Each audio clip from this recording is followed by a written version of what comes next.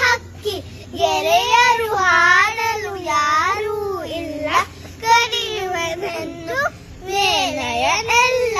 ಬಾಬಾ ನನಗೂ ಹಾಡಲು ಕಲಿಸು, ಬಾಬಾ ನನಗೂ ಹಾಡಲು ಕಲಿಸು.